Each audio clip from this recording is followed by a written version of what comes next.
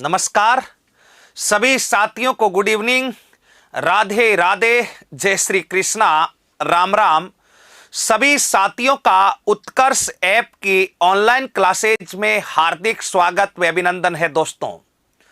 दोस्तों राजस्थान कला संस्कृति के ऊपर अपन चर्चा कर रहे हैं और राजस्थान की कला संस्कृति के अंतर्गत अपनी चर्चा जारी है राजस्थान के प्रमुख संत व संप्रदाय के ऊपर। राजस्थान के प्रमुख संत व संप्रदाय। सभी प्यारे साथियों को गुड इवनिंग, सभी प्यारे साथियों को संजू, पवन, वर्तिका, सजना कुमारी, मीना, धर्मपाल प्रजापत, दया कंवर, अरुण यादव, नेहा चौधरी, पारुल व्यास, सीता, मनीष कुमार, मोनिका सारण, सभी साथियों को गुड इवनिंग। अब एक ही साथ में प्रणाम स्वीकार कर लो, अलग अलग सबका नाम लेने की आवश्यकता नहीं है, एक साथ ही सबको मेरा प्यार भरा नमस्कार, आप सबको सैसने पूर्वक प्रेम भरा प्रणाम।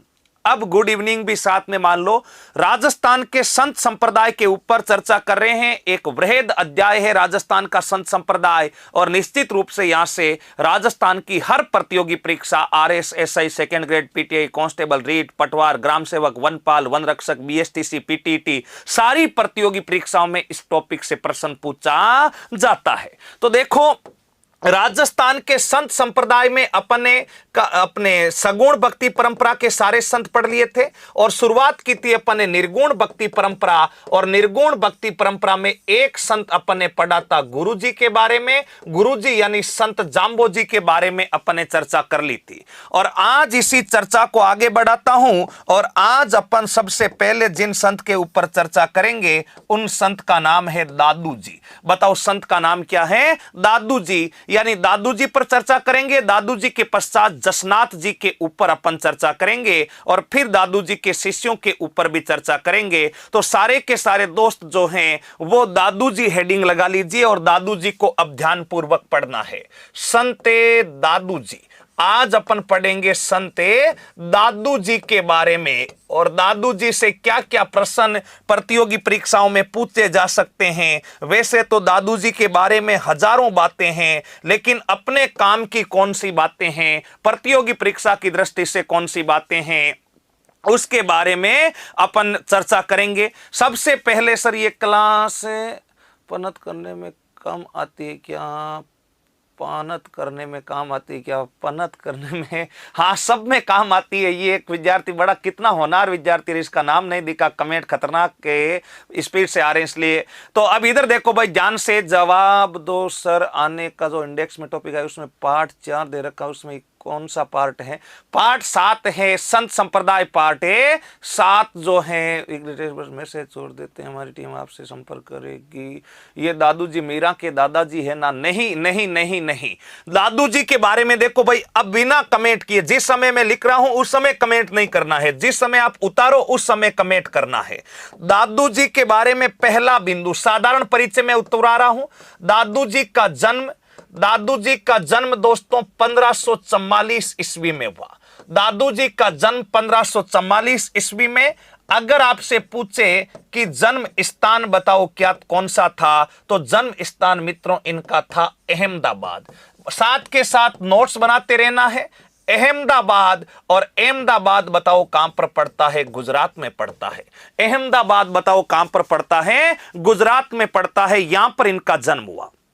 इनके माता पिता कौन थे? मित्रों, माता पिता के बारे में कोई भी जानकारी नहीं मिलती। आप कहेंगे ऐसा कैसे? जन्म की जानकारी है लेकिन माता पिता की जानकारी नहीं है। जी हां, इनके बारे में बस ये जानकारी मिलती है कि इनका लालन पालन जिनके द्वारा किया गया था उनका नाम था लोदीराम ब्राह्मण। और लोदीराम ब्राह्मण के साथ में ध्यान रखना, इनकी पत्नी का नाम था सावित्री देवी। इनका लालन पालन लोदीराम ब्राह्मण वे सावित्री देवी के द्वारा किया गया।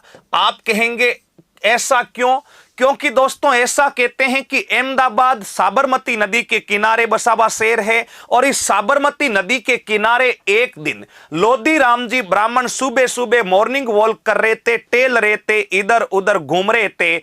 उसी समय इन लोधी राम जी की नजर साबरमती नदी में एक बक्सा तैरता हुआ आया था, यानी एक संदूक तैर रहा था इस नदी में। उस संदूक के ऊपर लोधी राम जी की नजर पड़ जाती है। लोधी राम जी ने कहा, रे नदी में संदूक आ रहा है, आज तो धन खजाना मिल गया। लोधी राम जी नदी में छलांग लगा देते हैं, इस संदूक को उठा करके बाहर लाकर देखते हैं, संदूक को खोलते हैं तो उस संदूक में एक छोटा सा बालक निकलता है। लोधी राम जी का हृदय पसीज जाता है। लोधी राम जी से अपने सीने से चिपका कर घर ले जाते हैं और घर ले जा करके इस अनजान बालक का लालन पालन करके इनको बड़ा करते हैं लोधी राम और सावित्री देवी के द्वारा। और बड़े होकर यही छोटा सा बालक जो उस तैरते हुए बक्से में मिला था, यही छोटा सा बालक आगे जाकर के भारत के महान संतों में अपनी गिनती दर्ज करवाते हैं, जिनका नाम बताओ क्या था? संते दादू जी। संते दादू जी। तो दादू जी का लालन पालन किया था। इनकी जाति अगर आपसे पूछ ले, वैसे जाति के बारे में वैसे प्रमाणिक उल्लेख तो है नहीं, लेकिन कुछ इतिहासकार और कुछ साहित्यकार इनकी जाति दुनिया बताते हैं, प्रमाणिक नहीं है। कुछ इतिहासकार अपने अनुमानों के मुताबिक इनकी जाति जो है वो बताओ क्या बताते हैं भाई? दुनिया बताते हैं। नेक्स्ट अगला बिंदु देखो इसके बारे में, संत दादू जी के बारे में। दादू जी के जो गुरु थे, ध्यान रखना, दादू जी के जो गुरु थे उनका नाम था वृद्धानंद जी। बताओ इनके गुरु का नाम क्या है? वृद्धानंद जी, या इन्हीं को कहा जाता है बुड्ढन जी। वृद्धानंद जी या इन्हीं को बताओ क्या कहा जाता है? बुड्ढन जी। इनके गुरु का नाम क्या था? बुड्ढन जी। तो ये अपने को ध्यान रखना है। मित्रों, संत दादू जी जो है इनके बारे में और क्या याद रखें? इनको राजस्थान का कबीर कहा जाता। दादू जी को बताओ राजस्थान का क्या कहते हैं? राजस्थान का कबीर कहते हैं। और इसके अलावा ध्यान रखना, राजस्थान का जेनियल कहा जाता है।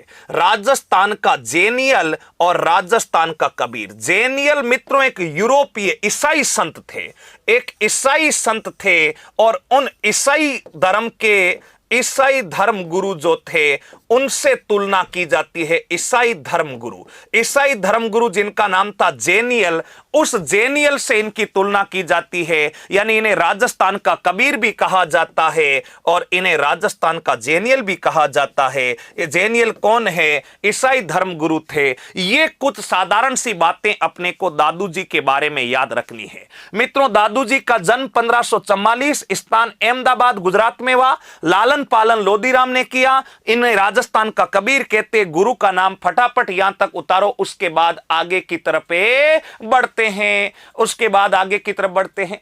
अब देखो मनीषा जी पूछ रही, सर रामदेव जी के पुजारी को क्या कहा जाता है? रामदेव जी का पुजारी कहलाता है, वैसे बम्बी कहा जाता, बम्बी। रामदेव जी का पुजारी भे आदा में बी, बम्बी भी कहा जाता है। गुरुजी प्रणाम करता हूं, क्लास डेली होती है क्या? गुरु पाक बॉर्डर जे के क्लास ले रहा हूं, क्या बात है भाई। शीशराम फौजी अपनी क्लास ले रहा है जम्मू कश्मीर बॉर्डर से। वाह भाई शीशराम, आपका इस क्लास में स्वागत है। भारत मां के सपूत शीशराम। ये क्लास 2 दिन राजस्थान भूगोल की चलती है, 2 दिन राजस्थान आर्ट एंड कल्चर की, बाकी क्लास जो 4 दिन बचते हैं सप्ताह में, वहां पर जो है अपने जो है कला संस्कृति की 4 दिन और 2 दिन राजस्थान भूगोल की। गुरु का नाम क्या लिखा हुआ है? ये गुरु का नाम लिखा हुआ है वृद्धानंद जी या बुड्ढन जी। वृद्धानंद जी या बुड्ढन जी। सर कितना लिखा दिया, अब शुरू ही किया है, फटाफट उतारो, फिर मैं रुकूंगा नहीं, फटाफट से उतारोगा, बस अगले ही मोड़ पे सुकून होगा। चल जिंदगी थोड़ा और चल। क्या बात तेरे सोन जानी, क्या दर्द है तेरी आवाज में, बहुत खतरनाक बात लिख रहा है रे। जिंदगी थोड़ा सा सुकून मिलेगा, थोड़ी और चल। राजस्थान में भक्ति आंदोलन के जनक, जी हां। तो यहां तक सबने उतार लिया। Done done done done done done done done. Sir मेरा कमेंट दिखाई नहीं देता क्या? मनीष दिखाई देता? मनीष तुम्हारा क्यों नहीं दिखाई देता भाई? सर आप सलाम भी किया करो। बिल्कुल बिल्कुल सलाम भी करते हैं। अच्छा, Ram Ram sir ji. Okay okay okay okay. अब आगे बढ़ते हैं, अगला बिंदु, दादू जी के बारे में और क्या बातें याद रखनी है। देखो दादू जी के बारे में और क्या बातें याद रखूं। दादू जी के बारे में सबसे पहली बात ध्यान से समझना, ये संत संप्रदाय समझ में आगे, इधर उधर अनावश्यक कमेंट करोगे तो समझ में नहीं आएगा। ध्यान पूर्वक मोबाइल को हॉरिजॉन्टल मोड पे लगा करके आप क्लास को देखिए, फिर समझ में नहीं आए कुछ प्रश्न हो तभी कमेंट करें। इस समय जब मैं समझाऊंगा उस समय कमेंट करोगे तो कोई उसका औचित्य नहीं रहेगा। दादू जी के बारे में अगला बिंदु आपको याद रखना है, दादू जी के कुल 152 शिष्य। दादू जी के कुल बताओ कितने शिष्य थे भाई? 152 शिष्य। लेकिन इन 152 शिष्यों में से प्रधान शिष्य कितने थे? प्रधान शिष्य थे मित्रों 52, यानी कुल तो 152 शिष्य थे, लेकिन उनमें से प्रधान शिष्यों की संख्या कितनी थी? 52, जो हमेशा एक्टिव रहते थे, हमेशा सक्रिय रहते थे। और इन 52 शिष्यों के द्वारा दादू पंथ के प्रचार प्रसार हेतु, ध्यान रखना, दादू पंथ के प्रचार प्रसार हेतु, दादू पंथ के प्रचार प्रसार हेतु 52 दादू द्वारों का निर्माण करवाया। 52 दादू द्वारों का निर्माण। और इन जो 52 दादू द्वारे हैं, इन 52 दादू द्वारों को ध्यान रखना 52 स्तंभ कहा जाता है। आरएस मेंस में पूछा गया प्रश्न है, इतना सा लिख दिया 52 स्तंभ है। और 52 स्तंभ में अपने को परिभाषा में 15 शब्द लिखने हैं, तो क्या लिखेंगे? मान लो आप आरएस मेंस के पेपर में बैठे हो और वहां पर आपको इतना लिख के छोड़ दिया 52 स्तंभ, तो आप लिख कर क्या होगे? दादू जी के कुल 152 शिष्य, इनमें से प्रधान 52 शिष्यों द्वारा देश के विभिन्न हिस्सों में दादू पंथ के प्रचार प्रसार हेतु निर्मित 52 दादू द्वारों को क्या कहा जाता है? 52 स्तंभ कहा जाता है। यानी ये 52 शिष्य अलग अलग जगह जाकर के अपना केंद्र बना लेते हैं और वहां पर दादू पंथ का प्रचार प्रसार करते हैं। ठीक है मित्रों, यहां तक की बात।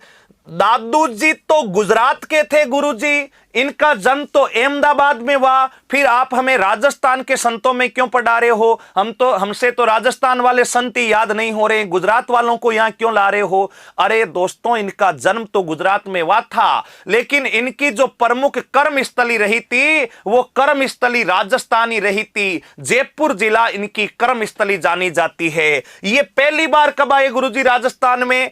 ध्यान रखना, दादू जी ने राजस्थान में प्रथम उपदेश, दादू जी ने राजस्थान में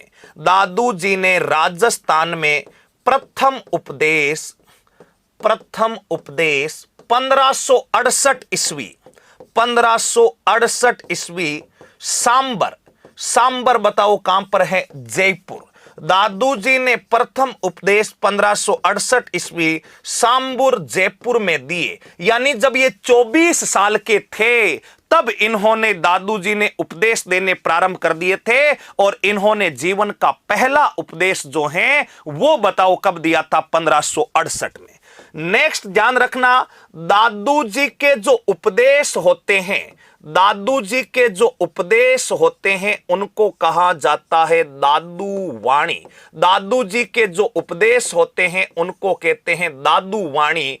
मित्रों, दादू जी के जो उपदेश स्थल होते हैं, जिस स्थान पर बैठकर दादू जी उपदेश देते हैं, उस उपदेश स्थल को अपन कहते हैं दोस्तों, ध्यान रखना, चौगान। बताओ क्या कहते हैं? चौगान। और दादू जी यानी दादू पंथ जो है, उस दादू पंथ का जागरण जो होता है, दादू पंथ का जो जागरण होता है, उस जागरण को कहते हैं अलख दरीबा। दादू पंथ का जो जागरण होता है उसको क्या कहते हैं? अलख दरीबा। ये कुछ महत्वपूर्ण तथ्य जो हैं दादू जी के बारे में अपने को ध्यान रखने हैं। और भी अभी बहुत लंबे चौड़े हैं दादू जी। दादू जी के कुल 152 शिष्य, दोबारा से समझा रहा हूं, समझ लेना। दादू जी के कुल 152 शिष्य, जिनमें से मुख्य एक्टिव शिष्य 52 थे। इन्होंने देश के विभिन्न कोने में 52 दादू द्वारे बनाए, जिन्हें 52 स्तंभ कहा जाता। दादू जी ने राजस्थान में पहली बार उपदेश सांबर में दिए जब ये 24 साल के थे। 1568 ईस्वी में दादू जी के जो उपदेश होते हैं उनको दादू वाणी कहा जाता। दादू जी के जिस स्थान पर बैठकर उपदेश देते हैं उस उपदेश स्थल को क्या कहते हैं? चौगान। और ध्यान रखना, गुरुजी यानी जाम्बोजी के जो उपदेश स्थल होते हैं, उन जाम्बोजी के उपदेश स्थलों को अपन ने पढ़ा था। बताओ जाम्बोजी के उपदेश स्थल क्या कहलाते हैं? जो अनाप से कमेंट कर रहे हैं वो बताओ, जल्दी से कमेंट करके बताओ जाम्बोजी के उपदेश स्थल क्या कहलाते हैं। और दादू पंत का जागरण अलग दरीबा कहलाता। फटाफट उतारो, फिर आगे बढ़ते हैं, फटाफट उतारो भाई।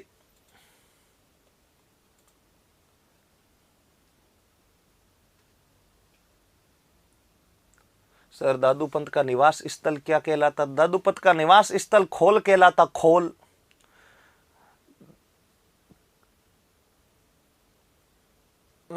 मीनाक्षी मीणा कह रही सर ये सेंटेंस में लिखा हो। देखो वेदवाणी, कितने विद्यार्थी गलत उत्तर दे रहे हैं। सुनील गोदारा सर मैं आपका प्रिय शिष्य हूं, वेरी गुड सुनील। सात्री दिव्या, नितेश, हर्षा दोदी सही कहते हैं। सात्री वेरी गुड, इंटेलिजेंट हो गए आजकल तो। फटाफट उतारो भाई वाह। निशा, सुमी प्रजापत, नितेश, महेंद्र शर्मा, कविता मीणा, शिवा यादव, राजेंद्र चौधरी, नैना कंवर चौहान, सारे के सारे सही उत्तर दे रहे हैं रे। आजकल तो सारे के सारे इंटेलिजेंट हो गए, सारे के सारे बताओ क्या हो गए? इंटेलिजेंट हो गए। बहुत अच्छी बात है। हाँ यहां तक उतार लिया तो अब बढ़ते हैं दादू जी के बारे में आगे। अभी अपन ने दादू पंत नहीं पढ़ा है, अभी अपन केवल दादू जी पढ़ रहे हैं। कुछ कह रहे हैं सर दादू पंत की स्थापना कब हुई? आ रहा है बेटा, थोड़ा सा सब्र रखो, सब्र का फल मीठा होता है। अभी केवल अपन दादू जी के बारे में चर्चा कर रहे हैं, दादू पंत की स्थापना भी पढ़ेंगे।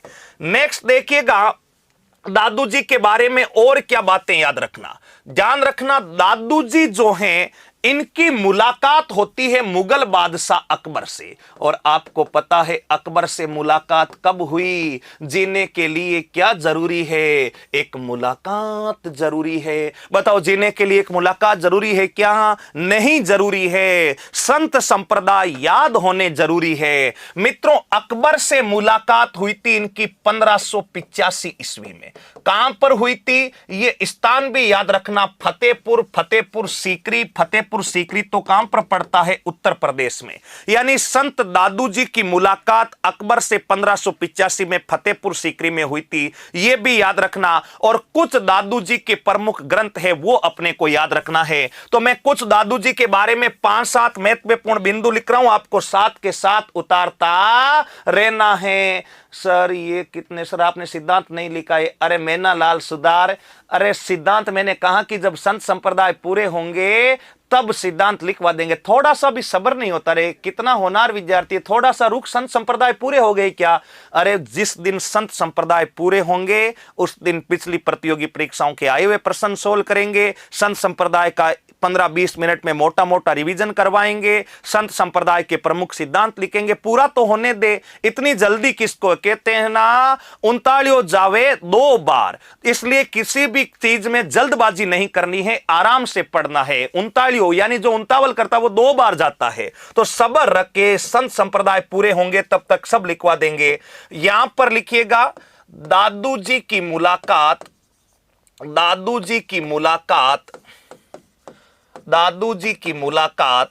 1585 ईस्वी में, 85 ईस्वी में फतेहपुर सीकरी, पूरा लिख देता हूं, 1585 ईस्वी में फतेहपुर सीकरी उत्तर प्रदेश में। एक फतेहपुर सीकर में भी है लेकिन वो फतेहपुर नहीं है, फतेहपुर सीकरी। ये फतेहपुर सीकरी उत्तर प्रदेश में अकबर से हुई। यानी अकबर से इनकी मुलाकात जो है वो कब हुई थी? 1585 ईस्वी में। 1585 ईस्वी में हुई थी फतेहपुर सीकरी। नेक्स्ट आपको ध्यान रखना है दादू जी के प्रमुख ग्रंथ। दादू जी के प्रमुख ग्रंथ कौन कौन से हैं? तो दादू जी के अगर मैं प्रमुख ग्रंथों की बात करूं तो 5-7 ग्रंथ आपको याद रखने हैं। नंबर 1 पर ग्रंथ का नाम है काया बेली। बताओ ग्रंथ का नाम कौन सा है? काया बेली। नंबर 2 परिचय का अंग। नंबर 2 ग्रंथ का नाम है परिचय का अंग। नंबर 3 पर ध्यान रखना वधु अंग या अंग वधु। आपको ग्रंथ का नाम याद रखना है अंगवधु। नंबर 4 हरड़े वाणी, इनके ग्रंथ का नाम क्या है? हरड़े वाणी। नंबर 5 दादू वाणी, दादूरा दोहा, ऐसे कई ग्रंथ है, दादू वाणी, दादूरा दोहा, दादूरा पर्चा। तो ये तो आप जो है नाम से ही पहचान जाओगे, दादूरी पर्ची, दादूरी उपदेश, दादूरा धूणा, ऐसे कई ग्रंथ है। लेकिन ये 4-5 ग्रंथ याद रखना, काया बेली, परिचय का अंग, अंगवधु, हरड़े वाणी, ये प्रमुख रूप से बताओ किसके जो ग्रंथ है? दादू जी के ग्रंथ है। और नीचे नोट लगा के लिखना, दादू जी के उपदेशों का संकलन, दादू जी के उपदेशों का संकलन, दादू जी के उपदेशों का संकलन, दादू जी के उपदेशों का संकलन इनके शिष्यों द्वारा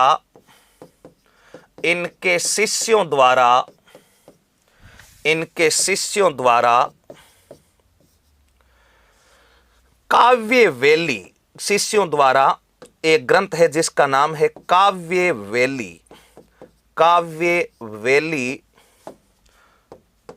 एवं अनभेवाणी ग्रंथों में किया गया है। अनभेवाणी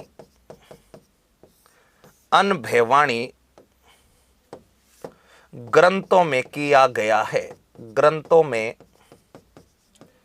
किया गया है, ग्रंथों में किया गया है। ये कुछ महत्वपूर्ण बातें अपने को दादू जी के बारे में याद रखना है। दादू जी की मुलाकात 1585 ईस्वी में फतेहपुर सीकरी उत्तर प्रदेश में हुई। दादू जी के प्रमुख ग्रंथ और दादू जी ने अपने जीवन में जो भी उपदेश दिए थे उन उपदेशों का संकलन कहां पर है? तो उन उपदेशों का संकलन यानी उन उपदेशों को संग्रहित कहां पर किया गया है? तो 2 ग्रंथ है, काव्यवेली एवं अपने अनभेवाणी ग्रंथ। फटाफट उतारो, फिर आगे चलते हैं। इन्हें राजस्थान का कबीर भी कहा जाता। मनोज कुमार शुरुआत में लिखवा दिया सर, आरएस लेवल की है ना? हाँ, राजस्थान में आरएस दो चाहे आरएस मेंस दो, सब लेवल। सर बुक में 1586 दे रखा है, संजय लोहार बुक में दे रखा, गलत है, 1585 ही करना है आपको, 85। हाँ है ढूंढाड़ी। सर कौन सा टॉपिक चल रहा है? चल गया भाई, चल गया। कुछ विद्यार्थी तो नींद में से उठ के आ रहे हैं, कौन सा टॉपिक? ऊपर देख, लिखा हुआ है धार्मिक आंदोलन। अरे संगीता चौधरी, ऊपर लिखा हुआ है धार्मिक आंदोलन। दादू दुनिया बावरी पूजे, भूमिया भूत वाह दादू जी क्या? हाँ वही दादू जी। सर लोक देवता पूरा हो गया क्या? बिल्कुल हो गया। ये कौन है लोक देवता? अरे छाप लिया गुरुजी, डन डना डन टन। अब तो बता दो सर, इंडेक्स में 4 टॉपिक और 7 पढ़ा रहे हैं। कपिल चौधरी, हाँ जब मेरी जॉब लगी सबसे पहले गुरुजी आपसे मिलूंगा। ओके, छाप लिया, लिख लिया। ओके, डन डना डन डन, डन डन डना डन डन। ठीक है, अगले बिंदु की तरफ बढ़ते हैं। ये तो बात हुई भाई दादू जी की। कितने विद्यार्थी होनार पढ़ने वाले हैं रे, कितने इंटेलिजेंट लड़के हैं। सर लाठी ठोकर, डन डना डन। ओके, डन डना done. Sir 2nd grade level का है ना? सर बहुत अच्छा पढ़ाते हैं। सर ये गुजरात में जन्मे तो राजस्थान के प्रमुख संत कैसे? अरे धर्मपाल प्रजापत, मैंने बता दिया, इनका जन्म बेटा गुजरात में हुआ था, लेकिन इनकी कर्म स्थली जो है वो राजस्थानी रही थी। इस कारण राजस्थान में ही इन्होंने पूरा जीवन बिताया था, इस कारण ही राजस्थान के संत आ गए। मित्रों ये तो बातें थी दादू जी के बारे में। अभी दादू जी के बारे में 2-3 बातें हैं, इनका जो जन्म स्थल, जो मोक्ष स्थल वगैरह वो भी पढ़ेंगे। लेकिन दादू जी के द्वारा जो पंथ चलाया गया उस पंथ का नाम क्या था? दादू पंथ। बताओ कौन सा पंथ है? दादू पंथ। इस दादू पंथ को ध्यान से समझना भाई। सबसे पहले तो दादू पंथ से परीक्षा में क्या क्या प्रश्न पूछे जा सकते हैं? तो दादू पंथ की सबसे पहली बात स्थापना। तो दादू पंथ की स्थापना कब हुई? तो दादू पंथ की स्थापना होती है 1574 ईस्वी में। दादू पंथ की स्थापना कब होती है? 1574। इस दादू पंथ के संस्थापक कौन थे? नाम से ही स्पष्ट है, दादू पंथ के संस्थापक बताओ कौन थे? दादू जी थे। बताओ दादू पंथ के संस्थापक कौन थे? दादू जी थे। इस दादू पंथ को और किस अन्य नामों से जानते हैं? दादू पंथ के अन्य नाम कौन कौन से हैं? या दादू पंथ के अन्य नाम से पहले दादू पंथ की प्रधान पीठ कौन सी है? दादू पंथ की प्रधान पीठ जो है दोस्तों वो है नरेना। वो बताओ कौन सी है? नरेना, या इसी को लिखा हुआ सकता नारायणा, एक ही बात है। नरेना या नारायणा बताओ कहां पर पड़ता है? जयपुर में। यानी दादू पंथ की प्रधान पीठ है नरेना या नारायणा। नरेना या नारायणा कहां पर पड़ता है? जो जयपुर में पड़ता है। स्थापना हुई थी 1574 ईस्वी में। ठीक है। दादू पंथ के कोई उपनाम भी है क्या गुरुजी? इनको और भी कुछ नामों से जानते हैं क्या? जैसे अपन ने निम्बार्क संप्रदाय में उपनाम पढ़े थे, नाथ संप्रदाय में पढ़े थे। हां जानते हैं मेरे प्यारे साथियों, इसी को कहते हैं निपक संप्रदाय। ध्यान रखना, इसी को बताओ कौन सा संप्रदाय कहते हैं? निपक संप्रदाय कहते हैं। दोस्तों ये जो संप्रदाय हैं, इसी संप्रदाय को कहते हैं ब्रह्म संप्रदाय। बताओ कौन सा संप्रदाय? ब्रह्म संप्रदाय कहा जाता है, ब्रह्म संप्रदाय। इसके अलावा भी कुछ कहते हैं क्या मित्रों? इसी संप्रदाय को कहते हैं लोहिया संप्रदाय। इसी संप्रदाय का एक अन्य नाम है लोहिया संप्रदाय। ये 3-4 उपनामों से बताओ अपना कौन सा संप्रदाय जाना जाता है? दादू संप्रदाय जाना जाता है। दादू पंथ में सत्संग स्थल को क्या कहा जाता? अलख दरीबा। बता दिया ना सर? प्लीज सर समझा के लिखा है तब बता दिया करो। अभी लिखो प्लीज, लिख ले प्लीज, लिख। चलो ठीक है, लिखिएगा फटाफट से, साथ के साथ लिखना है। मित्रों दादू पंथी जो होते हैं, दादू पंथियों के बारे में ध्यान रखना। दादू पंथियों के पंच तीर्थ कौन कौन से हैं? बड़ा महत्वपूर्ण प्रश्न है और यह प्रश्न आज तक कभी पूछा नहीं गया है, इसलिए परीक्षा की दृष्टि से इंपॉर्टेंट है। दादू पंथ में जब तक लोग इन 5 स्थानों पर नहीं जाते तब तक दादू पंथ जो है उसमें मोक्ष की प्राप्ति नहीं होती, निर्वाण भी प्राप्ति नहीं होती। दादू पंथ के वो पंच तीर्थ कौन कौन से हैं? देखना, एक है नरेना। नरेना जिसे अपन नारायणा भी कहते हैं। नंबर 2 पर ध्यान रखना भैराणा। नंबर 2 पर नरेना के पास में ही पहाड़ी है भैराणा।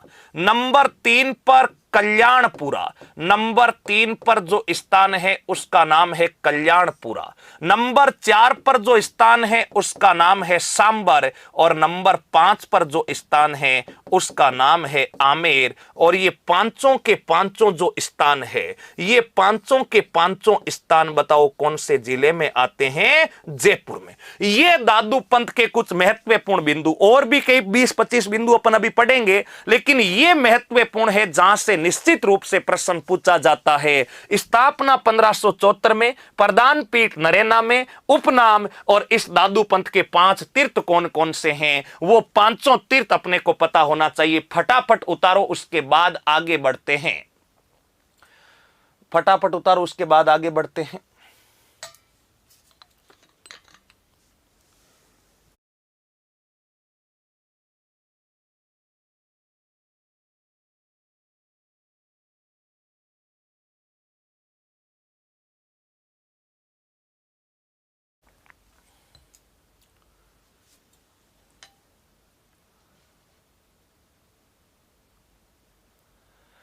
सर हटो हटो, हट गए, जल्दी उतारो भाई, जल्दी उतारो। सर कल्याणपुरा कहां है? अरे पांचों ही बेटा, नरेना भी जयपुर में है, बैराणा भी जयपुर में है, कल्याणपुरा भी जयपुर में, सांबर भी जयपुर में, आमेर भी जयपुर में। पांचों के पांचों स्थान ही जयपुर में है। ये राकेश रमेश चौधरी सर लोग पत्नियों के पीछे देख क्यों लगाते? रमेश तू ढूंढ पहले, फिर मैं बताता हूं। रोज रोज बेतु का कमेंट पर ध्यान नहीं दे गुरुजी। ओके ओके, नहीं देंगे। पोधाम नागौर, पोधाम तो मनोज सेन, इसका एक दादू द्वारा बेटा छाप लिया गुरुजी। आगे बढ़ो, ठीक है, छाप लिया। डन डन डना done done, okay okay, done done. आगे बढ़ते हैं भाई। ये हुई दादू पंथ की कुछ मूल विशेषता, ये हुई दादू पंथ की कुछ मूल विशेषता। अब दादू पंत के बारे में और क्या क्या याद रखना पड़ेगा, या इतने से काम चल जाएगा? देखो, काम तो चल जाएगा, लेकिन एक तो होता है काम चलाना और एक होता है ठोक बजा करके काम करना, पूरा तेर निकाल करके काम करना। एक तो काम चलाना और एक ठोक बजा करके काम करना। ठोक बजा करके काम करने वाला अपन काम करते हैं, केवल और केवल काम चलाते नहीं हैं, पूरा परफेक्ट काम चलाना है, ताकि कहीं पर जुगाड़ सिस्टम बीच में धोखा ना दे दे। कुछ लोग क्या करते हैं, जुगाड़ करते हैं कि इतना हो जाएगा उतना हो जाएगा, कभी कभार तो मामला पार हो जाता है, कभी कभार जुगाड़ी सिस्टम बीच में फेल हो जाता है। तो दादू पंत को ठोक बजा के पढ़ना है। अगला बिंदु, दादू पंत की प्रमुख विशेषता। गुरुजी, हमें मान लो कोई दादू पंत का व्यक्ति मिल जाए तो हम कैसे पहचानेंगे कि वो दादू पंत का है? क्या उसके ऊपर कोई बोर्ड लगा होता है, क्या ये तो दादू पंती है? नहीं, ऐसा तो नहीं होता। फिर हम कैसे पहचानेंगे कि वो दादू जी है, दादू पंत का है? सबसे पहली बात, अगर आपको पहचानना है तो वो दादू पंत का लोग उद्बोधन करेगा, वो आपसे मिलते ही जोर से बोलेगा दादू राम। क्या बोलेगा? दादू राम। तो आपको उत्तर देते हुए कहना है सत्य राम। क्या कहना है? सत्य राम। यानी दादू पंती जब को लोग आपसे मिलता है तो वो जोर से कहता है दादू राम, तो सामने वाला कहता सत्य राम। क्या कहता है? सत्य राम। नंबर 1 की विशेषता, वो आपसे मिलते ही बोलेगा दादू राम। नंबर 2, इस पंथ के अनुयायी चोटी नहीं रखते। क्या नहीं रखते? चोटी नहीं। ये तो विशेषता है, परीक्षा में आज तक तो कभी पूछा नहीं गया है, लेकिन कभी कभार एग्जामिनर शरारती आ जाता, पूछ लेता है उपरोक्त में से किस संप्रदाय के अनुयायी चोटी नहीं रखते, तिलक नहीं लगाते, वे माला नहीं पहनते, तो उस समय अपने के ये चीजें काम आ जाती। चोटी नहीं रखते, तिलक नहीं लगाते, तिलक नहीं लगाते, तिलक नहीं लगाते, और इसके अलावा बताओ क्या नहीं करते? माला नहीं पहनते। क्या नहीं पहनते? माला नहीं पहनते हैं। ये 3-4 ऐसी और भी कई विशेषताएं होती है। दादू पंत में अगला बिंदु याद रखना है, इस पंथ में अगर कोई व्यक्ति मृत्यु को प्राप्त होता है, मान लो अगर किसी व्यक्ति की मृत्यु होती है दादू पंथ में, तो दादू पंथी उसे ना तो जलाते हैं और ना ही दफनाते हैं। यानी भाई कई पंथों में तो किसी व्यक्ति की मृत्यु हुई तो उसको दफनाते हैं, कईयों में जलाते हैं, कईयों में समाधि देते हैं, लेकिन दादू पंथ में मृत व्यक्ति को ना तो जलाया जाता है ना दफनाया जाता है, उससे जंगली जानवरों को खाने के लिए छोड़ दिया जाता है। यानी मृत व्यक्ति को जानवरों को खाने के लिए छोड़ दिया जाता है। मृत व्यक्ति के शरीर को ना तो जलाया जाता है ना दफनाया जाता है, जानवरों को खाने के लिए छोड़ दिया जाता है। इस बात को भी अपने को ध्यान रखना है। और मुख्यतः सफेद वस्त्र पहनते हैं। इनका प्रमुख जो वस्त्र होता है वो बताओ कौन सा वस्त्र होता है? सफेद वस्त्र होता है। नेक्स्ट है, दादू पंथ के बारे में अपने को और क्या क्या बातें याद रखनी है? मित्रों, दादू पंथ के जो अनुयायी होते हैं, दादू पंथ के जो अनुयायी होते हैं, उन अनुयायियों को मित्रों ध्यान रखना चोलिया कहा जाता है। जो दादू पंथ के अनुयायी होते हैं उन अनुयायियों को क्या कहा जाता है? चोलिया कहा जाता है। और इस दादू पंथ का जो सबसे पवित्र वृक्ष होता है, दादू पंथ का जो सबसे पवित्र वृक्ष होता है वो मित्रों पीपल का वृक्ष होता है। दादू पंथ में सबसे पवित्र पीपल, विष्णोई संप्रदाय में सबसे ज्यादा महत्व खेजड़ी वृक्ष को, और जसनाती संप्रदाय में सबसे ज्यादा महत्व जाल के वृक्ष को दिया जाता है। वृक्ष भी ध्यान रखना, दादू पंथ में पीपली का वृक्ष, जसनाती संप्रदाय में जाल का वृक्ष और विष्णोई संप्रदाय में खेजड़ी के वृक्ष की सर्वाधिक मान्यता है। यहां पर पीपल वृक्ष। मित्रों, इस दादू पंथ जो होता है, इस दादू पंथ के जो गीत गाए जाते हैं, दादू पंथ के जो गीत होते हैं, जो दादू जी की आराधना में गाते हैं या दादू जी के सम्मान में जो गीत गाते हैं, उन गीतों को दोस्तों ध्यान रखना लोकंकी कहा जाता है। उन गीतों को बताओ क्या कहते हैं? लोकंकी कहा जाता है। ऐसे गीत जो दादू जी के सम्मान में गाते हैं उनको लोकंकी कहते हैं। पवित्र वृक्ष पीपली है, अनुयायी चोलिया है, ये इस प्रकार की विशेषता है। एक दूसरे से मिलते हैं तो दादू राम सत्य राम शब्द से अभिवादन करते हैं, चोटी नहीं रखते, माला नहीं पहनते, तिलक नहीं लगाते और प्राय अपने सफेद रंग के वस्त्र पहनते हैं। ये कुछ दादू पंथ के बारे में अपने को विशेष बातें याद रखनी थी। फटाफट उतारो, फिर आगे चलते हैं। ऐसे कोई हमने तो कभी भी नहीं देखा सर, ऐसे तो नीलम जी अब संप्रदाय में धीरे धीरे समय के साथ नोट्स तो बनवाओ। अरे लोकेश सैनी ये नोट्स ही तो बनवा रहे हैं, उतारना है इसको।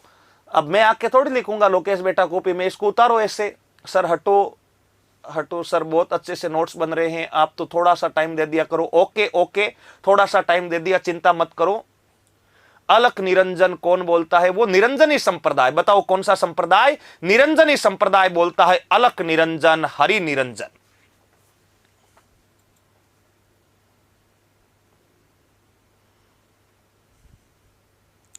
फटाफट उतारो भाई, फटाफट उतारो रे।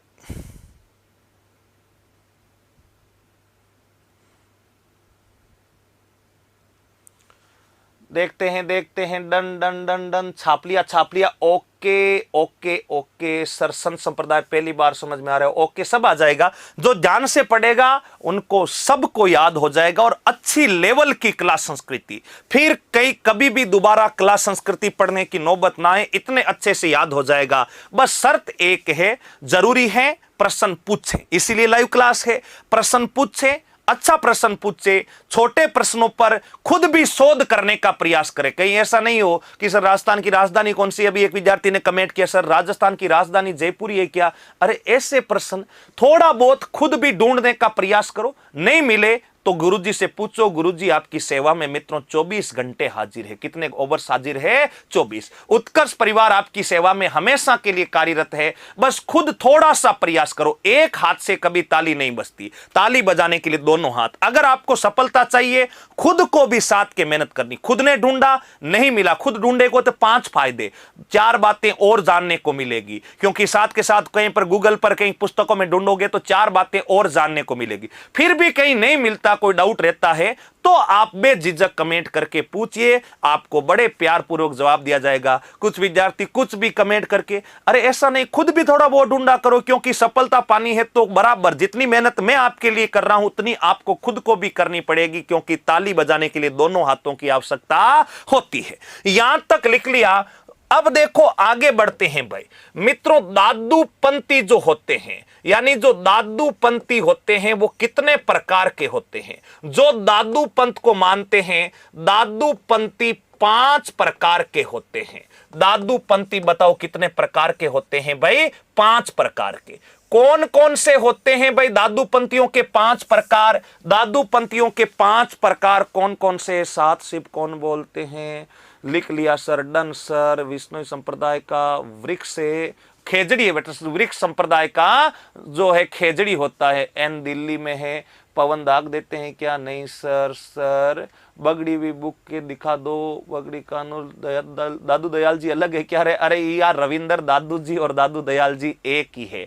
दादू जी और दादू दयाल जी एक ही है। डना डंडन, आगे बढ़ो, ठीक है। अब देखो दादू पंथी 5 प्रकार के होते हैं।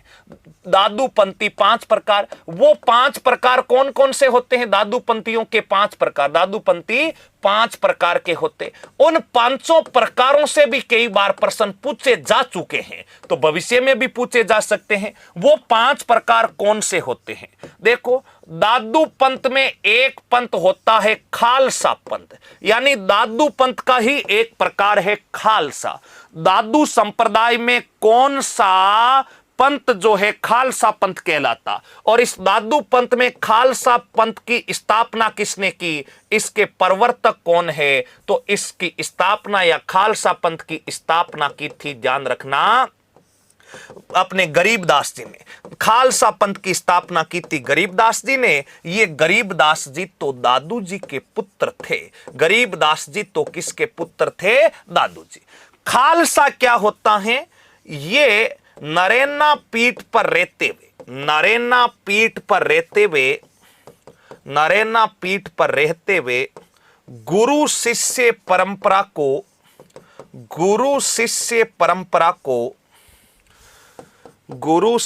परंपरा को मानने वाले,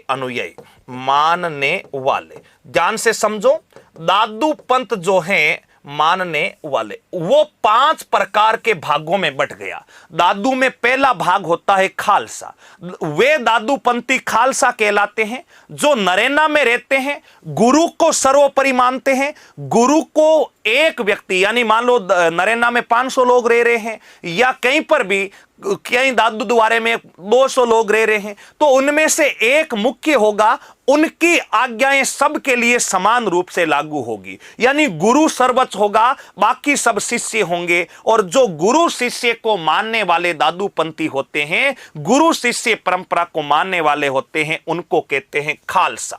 नंबर 2 पर ध्यान रखना, दादू पंथियों में नंबर 2 पर ध्यान रखना, नागा। नंबर 2 पर बताओ दादू पंथियों का प्रकार क्या होता है? नागा। दादू पंथियों में नागा पंथ किसने चलाया? इसका परिवर्तन किया था सुंदरदास जी ने। बताओ इसका परिवर्तन किसने किया था? सुंदरदास जी ने किया था। ये खंडेलवाल परिवार में इनका जन्म हुआ था, दौसा में। नागा पंथ का परिवर्तन सुंदरदास जी, और नागा नाम से स्पष्ट है, इस दादू जी के दादू पंथ में जो लोग वस्त्र धारण नहीं करते, शरीर पर वस्त्र धारण नहीं करते और हाथ में हथियार रखते हैं, उनको कहते हैं नागा पंथ। नाम से स्पष्ट है, वस्त्र धारण नहीं करते। बताओ क्या धारण नहीं करते? वस्त्र धारण नहीं करते हैं, उनको कहते हैं नागा। और दादू पंथियों में नागा पंथ किसने चलाया? सुंदरदास जी। सुंदरदास जी का जन्म खंडेलवाल परिवार, और खंडेलवाल परिवार तो कहां पर है? दौसा में। खंडेलवाल परिवार दौसा में इनका जन्म हुआ। इन्हें दूसरा शंकराचार्य कहा जाता है, इन्हें दूसरा शंकराचार्य भी कहा जाता है, इन्हें दूसरा शंकराचार्य कहा जाता है। एक तो शंकराचार्य जिन्हें भक्ति आंदोलन का जनक कहते, इन्हें दूसरा शंकराचार्य, और इन्होंने दादू पंथ में नागा पंथ चलाया जो वस्त्र धारण नहीं करते। फटाफट उतारो, उसके बाद आगे बढ़ते हैं। सुमन तांडी दादू जी ने शादी की थी, क्या भी बता रहे हैं दादू पंथी में सुमन जी? क्योंकि दादू पंथी तो विवाह करते ही नहीं है, लेकिन दादू जी के 2 पुत्र थे, वो क्या कहानी थी वो भी बताते हैं।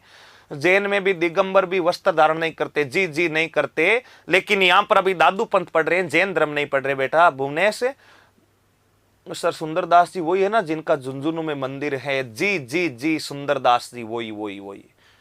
बीच में अन्य संतों की तुलना भी कीजिए सर जी। नरपत सिंह जी राजपुरोहित है, मैं वहीं से हूँ सर। सुंदरदास जी का मंदिर खेतड़ी झुंझुनू में है, जहाँ मैं वहीं से हूँ। बहुत अच्छी बात। ये आजीवन दूल्हे में रहते ना सर? अरे ओम प्रकाश बेटा, वो रजब जी थे आजीवन दूल्हे में रहने वाले, वो रजक जी थे सर। कोड फैल रहा है, ध्यान रखिए सर जी। दादू जी का जन्म जाति में हुआ, दुनिया जाति में। मोनिका जी बता दिया, दुनिया जाति में। छाप दो फटाफट छाप दो, इतना टाइम लगता है क्या? ओके छाट दिया। प्रियंका सर मेरा भी नाम ले लो। ले लिया प्रियंका जी, आपका नाम भी ले लिया। अगला बिंदु ध्यान रखो दादू जी के बारे में। नंबर 3 के जो पॉइंट होते हैं उनको कहते हैं उत्तरादे। यानी दादू पंथियों का नंबर 3 का जो प्रकार है उनको क्या कहा जाता है? उत्तरादे।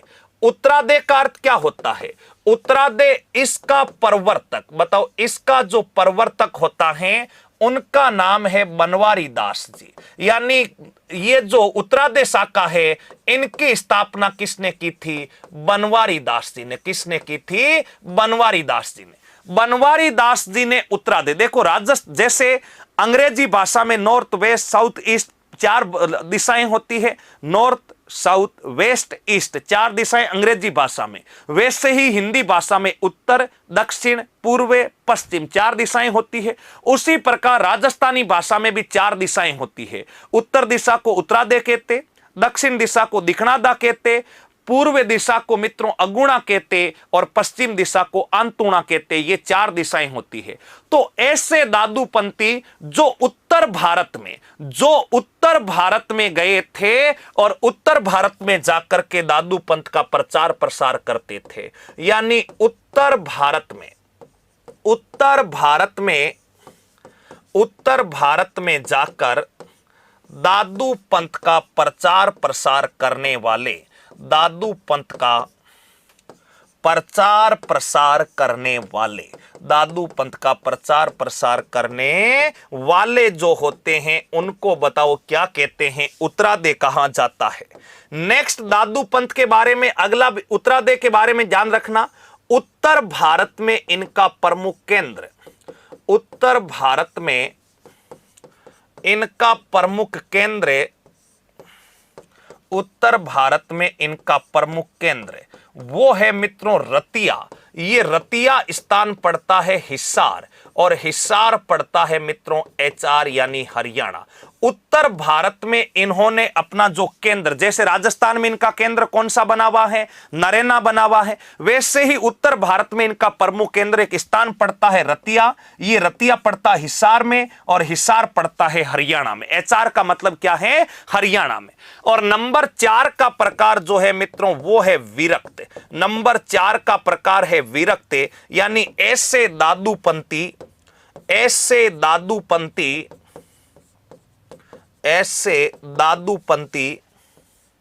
जो घर घर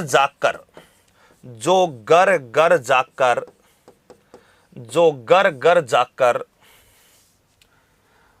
इस पंथ का प्रचार प्रसार करते हैं, इस पंथ का प्रचार प्रसार करते या उपदेश देते हैं, वो बताओ साधु क्या कहलाते, वो कहलाते हैं विरक्त। और नंबर 5 पर ध्यान रखना, नंबर 5 पर खाकी या निहंग, खाकी या निहंग। ऐसे दादूपंथी जो लंबी जटाएं रखते, ऐसे दादूपंथी जो लंबी जटाएं रखते हैं, जो लंबी जटाएं रखते हैं, यानी लंबे बाल रखते हैं, लंबी जटाएं रखते हैं,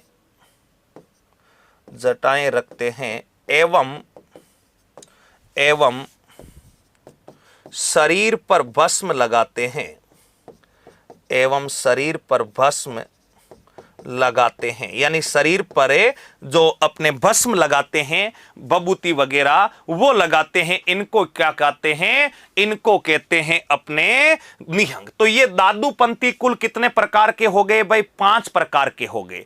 पहला अपने देखा खालसा, जो कहां पर रहते हैं, नरेना में रहते हैं और गुरु शिष्य परंपरा को मानते। दूसरा नागा, जो वस्त्र धारण नहीं करते वो दादूपंथी नागा कहलाते। तीसरा जो उत्तर भारत में चले गए उन्हें उत्तरादे कहते, जो घर घर जाते उन्हें विरक्त कहते, और जो लंबी जटाएं रखते हैं एवं शरीर पर भस्म लगाते उनको विरक्त कहते हैं, निहंग कहते हैं। फटाफट उतारो उसके बाद आगे बढ़ते हैं, फटाफट उतारो उसके बाद आगे बढ़ते हैं। ममता लोमरेड सर आप कमेंट तो पढ़ते नहीं हो, बताओ ममता जी क्या बताना है आपको। कमेंट सबके पढ़े जा रहे हैं, आप चिंता मत करो, पर कोई काम की बात आए तो उसका जवाब दे। सर सुंदरदास जी की कर्म स्थली, जैसे महेंद्र ने पूछा, बहुत अच्छा प्रश्न पूछा महेंद्र शर्मा ने, सुंदरदास जी की कर्म स्थली कौन सी थी। महेंद्र शर्मा, सुंदरदास जी की जो कर्म स्थली थी वो फतेहपुर थी।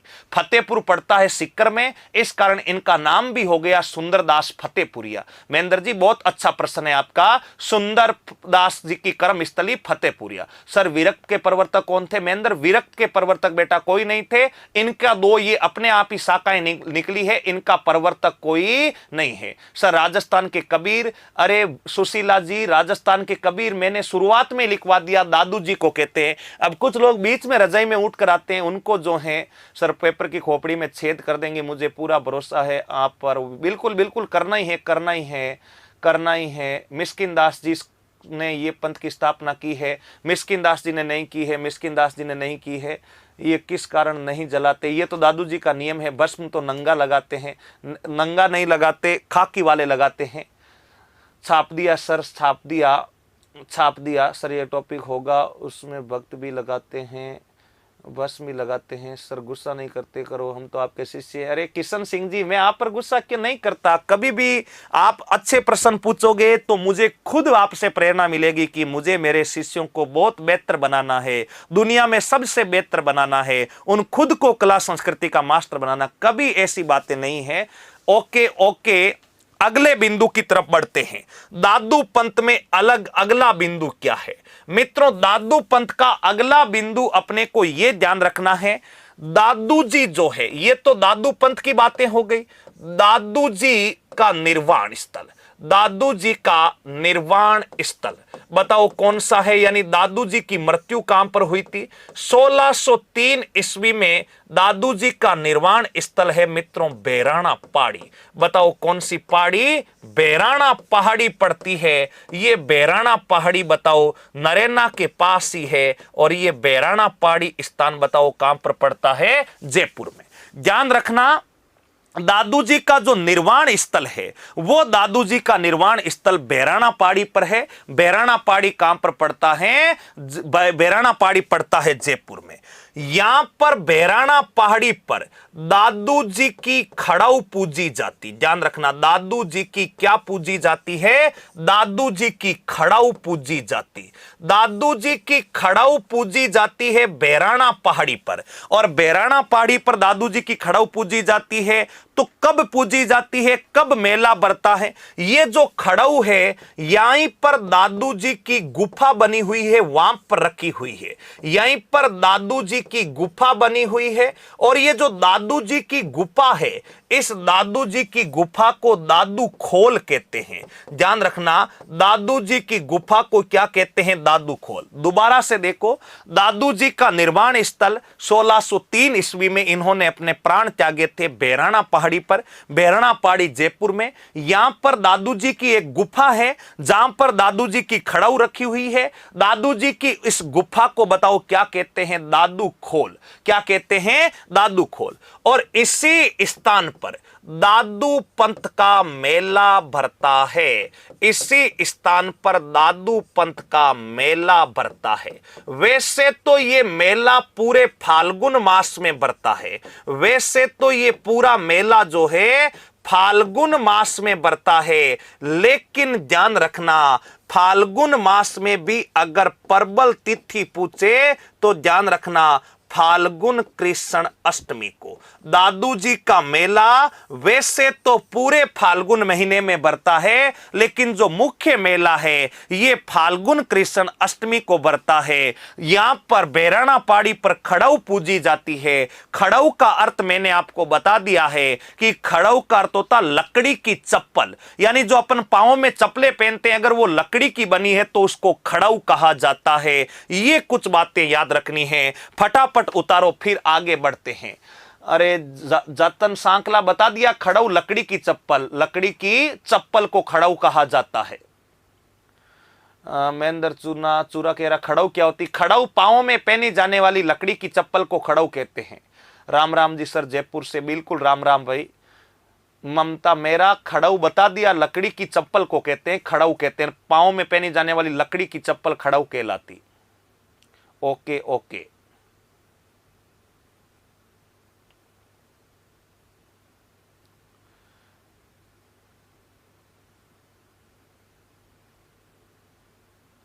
लिख लिया लिख लिया लिख लिया लिख लिया।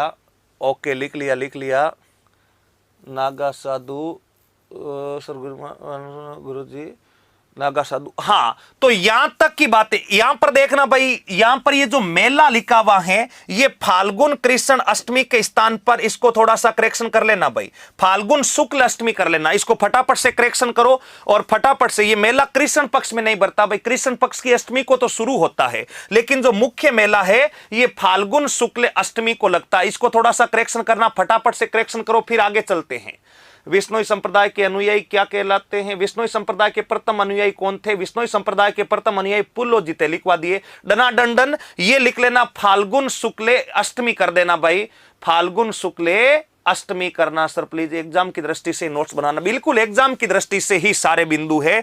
वैसे तो दादू जी के बारे में मैं आपको 5, 7, 10 घंटे इनके उपदेश बताते रहूंगा, लेकिन नहीं, आपको केवल परीक्षा की उपयोगिता से इसको फटाफट से करेक्शन कर लेना। ओके ओके 1603 हाँ निर्वाण 1603 ओके कर लिया डन। कितने समझदार विद्यार्थी हैं।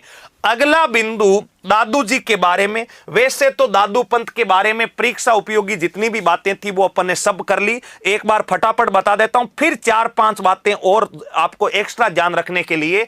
संत संप्रदाय में अपन पढ़ रहे हैं दादू जी के मैंने कहा कि माता पिता का नाम उल्लेखित नहीं है, याद रखना लालन पालन लोदीराम ने किया था। इन्हें राजस्थान का जेनियल व राजस्थान का कबीर कहते। जेनियल कौन था? ईसाई धर्मगुरु, ये अपने को ध्यान रखना है। इसके बाद दादू जी के 52 स्तंभों का विशेष ध्यान रखना है। आरएस मेंस में पूछा जा चुका है 52 स्तंभ क्या होते हैं। तो दादू जी के कुल 152 शिष्य, उनमें से प्रधान 52 शिष्यों को 52 स्तंभ कहते। उपदेश दादू वाणी, उपदेश स्थल चौगान, और दादू पंथ का जो जागरण होता है उसको क्या कहते हैं? अलख दरीबा कहते हैं।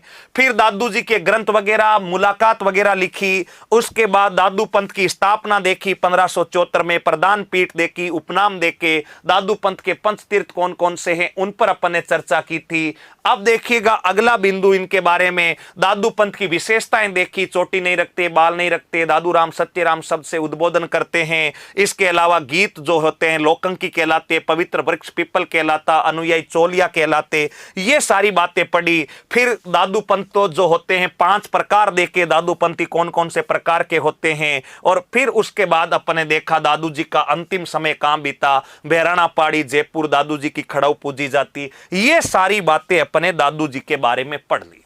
अब क्या याद रखना है? डनाडन डन सरचौगान क्या होता है? जिस स्थान पर दादू जी बैठ करके उपदेश देते हैं उसको क्या कहते हैं? चौगान कहा जाता है। अगला बिंदु देखो, दादू पंथी कभी विवाह नहीं करते, ये भी ध्यान रखना। दादू पंथी कभी क्या नहीं करते? विवाह। वैसे दादू जी पूरे हो चुके हैं, लेकिन यहां पर ध्यान रखना दादू पंथी कभी विवाह नहीं करते हैं। अब आपके मन में प्रश्न आएगा कि गुरुजी अभी अभी तो आपने बताया कि दादू जी के पुत्र थे और दादू जी के 2 पुत्र थे। एक पुत्र का नाम था गरीबदास जी और एक पुत्र का नाम था मिस्किन दास जी। तो फिर दादू जी के पुत्र कहां से आए? अरे दादू जी के तो पुत्र थे, लेकिन दादू जी ने कहा कि जो भी दादू पंथ में दीक्षित होगा वो विवाह नहीं करेगा। इस बात को ध्यान रखना। इससे अर्थ क्या निकलता है कि गुरुजी कुछ भी करे, चेलों को अनुशासन में रहना चाहिए, शिष्यों को अनुशासन में रहना चाहिए। मित्रों, दादू पंथी कभी भी विवाह नहीं करते। अब दिखाओ अगला बिंदु, ध्यान रखना। दादू जी के एक शिष्य थे और दादू जी के उन शिष्य का नाम था दोस्तों, ध्यान रखना, रज्जब जी। वैसे मैं रज्जब जी अलग से पढ़ाऊंगा, लेकिन ऐसा कहते हैं कि जो रज्जब जी है, ये 2 लाइनें वैसे यहीं लिख लेना। दादू जी का एक शिष्य थे, दादू जी के शिष्य का नाम बताओ क्या था भाई? रज्जब जी। दादू जी के शिष्य का नाम था रज्जब जी। यहां पर एक बात याद रखना, रज्जब जी का जो जन्म हुआ था वो हुआ था सांगानेर, और सांगानेर बताओ कहां पर पड़ता है? जयपुर में। मित्रों, इनका पठान परिवार में जन्म हुआ। देखना, ये दादू जी से दीक्षित होकर के सांगानेर वापस चले गए और सांगानेर जाकर के इन्होंने विवाह कर लिया। रज्जब जी जब विवाह करके घोड़ी पर बैठ करके बारात लेकर के रवाना हो गए, बाराती नागिन डांस कर रहे हैं, रज्जब जी सेहरा बांध करके घोड़ी पर बैठे हैं, दूल्हा बन करके यूं चौड़े होकर के। अचानक रज्जब जी के दिमाग में आया रे, गुरुजी को तो अपने कुमकुम पत्रिका ही नहीं दी, गुरुजी की वजह से आज नौकरी लगी, गुरुजी की वजह से ही अपने आज विवाह हो रहा है, नौकरी लगी तभी तो विवाह हो रहा है, और अपन तो गुरु को ही भूल गए। कोई बात नहीं, अब गुरुजी से जाते हैं और आशीर्वाद लेकर आ जाते हैं और फिर विवाह करेंगे। मित्रों, रज्जब जी दूल्हे के वेश में बारातियों को कहा कि आप नाचो, तब तक मैं आ रहा हूं गुरुजी का आशीर्वाद लेकर के। रज्जब जी अपने गुरु के पास जाते हैं और दादू को कहते हैं कि गुरु, मेरा विवाह है, आज तो आशीर्वाद दे दो, आपके नोट्स पढ़ करके नौकरी लग गई और मेरा तो विवाह है। दादू जी ने कहा नहीं रज्जब, तूने मेरे नोट्स नहीं पढ़े। अगर मेरे नोट्स पढ़े होते तो मैंने नोट लगा के लिखवाया था कि दादू पंती तो कभी विवाह करते ही नहीं। नहीं रजब, तूने मेरे नोट्स नहीं पढ़े। दादू पंती तो कभी विवाह करते ही नहीं। रजब के तुरंत दिमाग की बत्ती जलती है। हाँ, गुरुजी ने कहा था मोस्ट है, याद रखना। दादू पंती तो कभी विवाह करते ही नहीं। मित्रों, तुरंत रजब ने अपने गुरु की शिष्यों को, अपने गुरु की आज्ञाओं को, अपनी गुरु की शिक्षाओं को अपने जीवन में उतारा और अपने ससुराल फोन कर दिया, Rajab is not available, Rajab is not available, you arrange second statement. आप कोई दूसरी व्यवस्था करें, रजब जी अवेलेबल नहीं है, रजब जी विवाह नहीं करेंगे। ऐसा रजब जी ने दूल्हे के वेश में विवाह करने से मना कर दिया, क्योंकि रजब जी को अपने गुरु की बात याद आई कि दादू पंती तो विवाह नहीं करते, और रजब जी ने ससुराल वालों को मना कर दिया। और जीवन भर दादू जी के शिष्य रजब जी, जीवन भर ध्यान रखना, जीवन भर दूल्हे के वेश में रहते हुए, जीवन भर दूल्हे के वेश में रहते हुए उपदेश देने वाले संत, जीवन भर दूल्हे के वेश में रहते हुए उपदेश देने वाले संत कौन थे? तो वो उपदेश देने वाले संत कोई और नहीं थे, वो संत रजब जी थे। और इनके दो ग्रंथ याद रखना रजब जी के। इन्होंने एक ग्रंथ लिखा था रजब वाणी, और दूसरा इनका एक ग्रंथ था जिसका नाम था सर्वांगी। यानी दो इनके ग्रंथ है। सांगानेर के रहते थे, जीवन भर जो हैं दूल्हे के उपदेश में रहते हुए वेश दिए थे। ये थे भाई आज के प्रमुख संत दादू जी और संत रजब जी। आशा करता हूं कि आपको दोनों संत अच्छे से समझ में आए होंगे, अच्छे से नोट्स भी बनाए होंगे। आपका इतना प्यार मिलता है कि दिल गदगद हो जाता है। आपसे विदा तो लेना नहीं चाहते, क्लास लगातार लेना चाहते, लेकिन समय की पाबंदियां हैं, आगे भी कुछ लाइव क्लासेज है, इसलिए आज तो आपसे विदा लेते हैं। फिर मिलेंगे अपनी अगली क्लास में। तब तक सभी प्यारे साथियों को सादर वंदे, राम राम।